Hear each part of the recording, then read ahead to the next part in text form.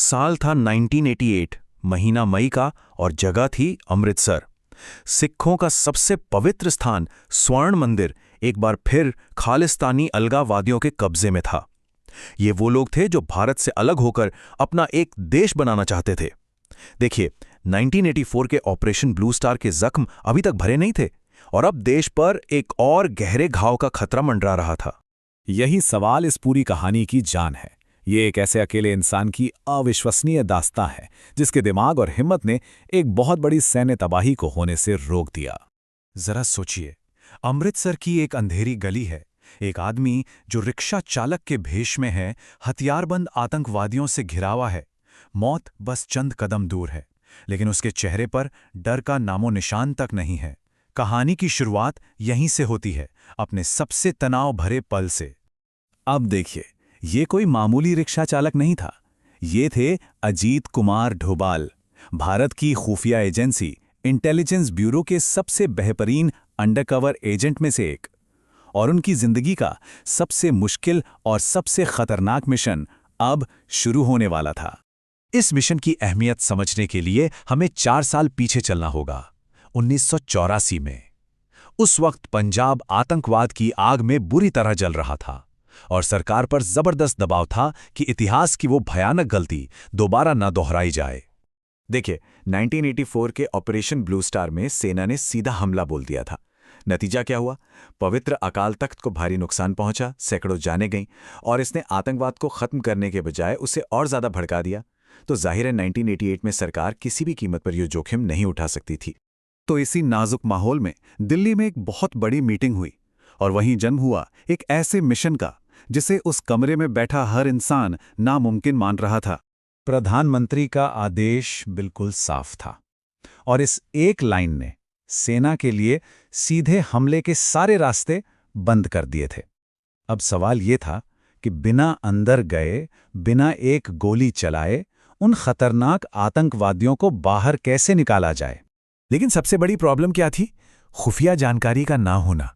एजेंसियां एक तरह से अंधी थी, अंदर क्या चल रहा है किसी को कुछ नहीं पता था। और इन सवालों के जवाब के बिना कोई भी ऑपरेशन सीधे सीधे मौत के कुएं में कूदने जैसा था। जब मीटिंग में गहरी खामोशी छाई हुई थी, तब अजीत डोभाल ने खुद को पेश किया एक ऐसे मिशन के लिए जिसे हर कोई मौत का दूसरा नाम मान रहा था। उन्हें यह अच्छी तरह पता था कि अगर वो पकड़े गए तो सरकार उन्हें पहचानने तक से इनकार कर देगी। कोई बैकअप नहीं, कोई मदद नहीं। तो सवाल यह है कि कोई इंसान कट्टरपंथियों से भरे उस किले में आखिर घुसता कैसे? यहीं से डोभाल के मिशन का सबसे खतरनाक हिस्सा शुरू हुआ, स्वर्ण मंदिर के अंदर सीधी एंट्री। डोभाल का प्लान जितना बावधेन था उतना ही स्मार्ट भी। देखिए, उन्होंने एक असली आईएसआई एजेंट की पहचान का इस्तेमाल किया जिसे कुछ दिन पहले ही पकड़ा गया था। मतलब वो खुद शिकारी के जाल में फंसने गए ताकि शिकारी को ही फंसा सकें।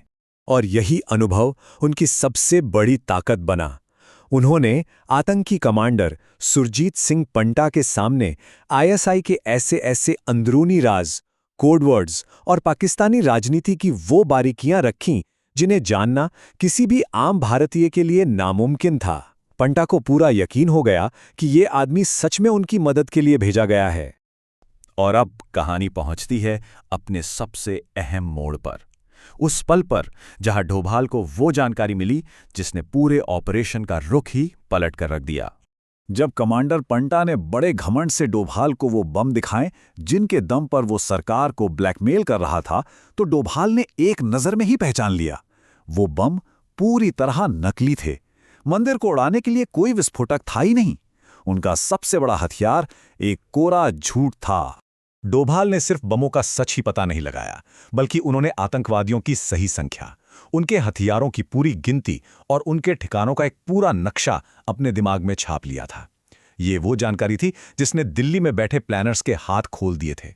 डोभाल से मिली इस खुफिया जानकारी ने एक ऐसे ऑपरेशन को मुमकिन बनाया जो हथौड़े की तरह नहीं, बल्कि एक सर्जन के चाकू की तरह एकदम सटीक और असरदार था। इस बार रणनीति सीधी लड़ाई की नहीं, बल्कि थकाकर तोड़ने की थी। डोभाल के दिमागी नक्शों की मदद से एनएसजी के स्नाइपर्स ने 300 फुट ऊंचे पानी के टैंक जैसी सही जगहों पर पोजीशन ली। उन्होंने मनोवैज्ञानिक युद्ध छेड़ा, बिजली पानी काटा और आतंकियों को बिना बड़ी लड़ाई लड़े सरेंडर करने पर मजबूर कर दिया। इस पूरे ऑपरेशन में कितने एनएसजी कमांडो शहीद हुए? 0। कितने आम नागरिक मारे गए? एक भी नहीं। 0। और सबसे जरूरी सवाल, पवित्र स्वर्ण मंदिर को कितना नुकसान पहुंचा? 0। एक खरोच तक नहीं।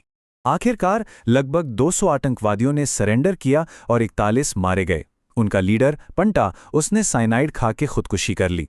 ऑपरेशन ब्लू स्टार के मुकाबले ये एक बिल्कुल साफ और शानदार जीत थी। अजीत डोभाल को इनके इस अविश्वसनीय कारनामे के लिए कीर्ति चक्र दिया गया। ये एक ऐसा सम्मान है जो आमतौर पर सेना के जवानों को मिलता है।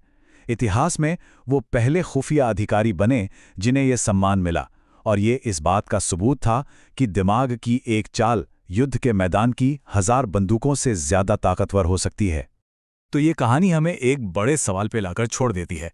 जब खतरा बड़ा हो तो असली ताकत किसमें है? अंधाधुंध बल प्रयोग में या फिर सटीक जानकारी में? ये कहानी हमें सिखाती है कि कभी-कभी सबसे बड़ी जंगें हथियारों से नहीं बल्कि दिमाग से जीती जाती हैं।